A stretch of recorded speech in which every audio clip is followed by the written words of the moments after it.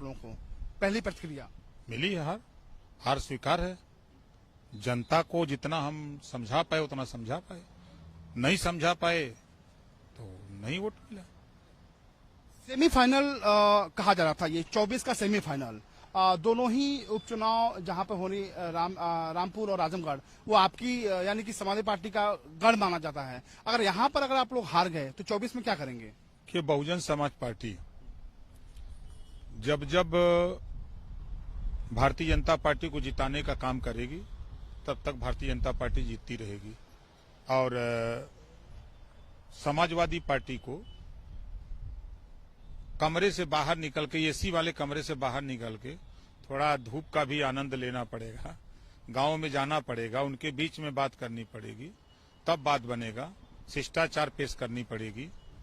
और खाली विधानसभा में बोल देने से कि हमने बोल दिया, सब सुन लिए, सब वोट दे देंगे, अब वो जमाना गया।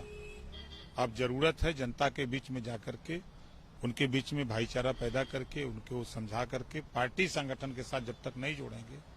बीजेपी 24 घंटा चुनाव मूड में रहती है। ये जब चुनाव का बिगुल बज जाएगा, सूचना जारी हो जाएगी, नामांकन का अंतिम दिन रहेगा, तब प्रत्याशी देंगे। ऐसे लड़ाई नहीं होगी ना। लेकिन ये बड़ा हमला है समाजवादी पार्टी के राष्ट्रीय अध्यक्ष अखिलेश यादव के ऊपर आपका, आपने तंज कसा है कि एसी कमरों से बाहर जाना होगा, तो रिश्तों में भी इसका असर पड़ेगा क्या, आपके और उनके रिश्तों? हम हमेशा सच बोलते हैं, सच के सिवा हम कुछ नहीं बोलते। ये बैठे रहेंगे यहाँ कमरे में और चुनाव लड़ाएंगे, ऐसे ही लड़ाई होगी? कम से कम एक टीम भावना से काम करती है टीम। हम लोग जूझ रहे हैं क्षेत्र में, ये बैठ के लखनऊ में एसी का हवा ले रहे हैं। ये नहीं जा सकते थे? इनको भी जाना चाहिए। भेज दिए कि जाओ योद्धा तुम लड़ो, कमांडर लापता रहे। ये कौन सा खेल है?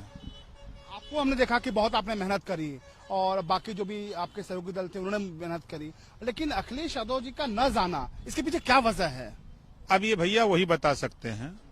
समाजवादी पार्टी इस चुनाव से सीख लेना चाहिए कि अभी जैसे आपने कहा कि आपने आजमगढ़ में बड़ी मेहनत किया, ये बात तो आप समाजवादी पार्टी के लिए भी कहते, जब वो करते तब न कहते।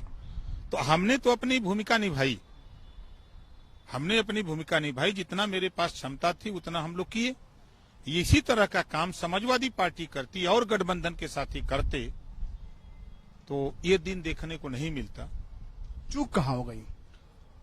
भाई संगठन का ना होना, क्षेत्र में न जाना, एसी कमरे से न निकलना, यही चूक है ना। अब 24 की लड़ाई आपको लगता है कि मुश्किल हो गई है आप लोगों के लिए? कोई मुश्किल नहीं है। देखिए, मुश्किल कोई चीज नहीं है। दिक्कत क्या है कि जब इंजन चलता है तो डब्बा सब्बा चल जाते हैं, दो चार चक्का उक्का बैरिंग सैरिंग भी फूटा रहता तो रगड़ के सब चल जाते हैं, प्लेटफार्म पहुंचा देता है। जब इंजन नहीं चलेगा तो डब्बा कैसे डोलेगा? कैसे 24 में कैसे इंजन को चलाएंगे? चलेगा इंजन ना। अब जा रहे हैं हम, थोड़ा मीटिंग करेंगे। अब आप समझिए कि आज 112 मीटिंगें हमारी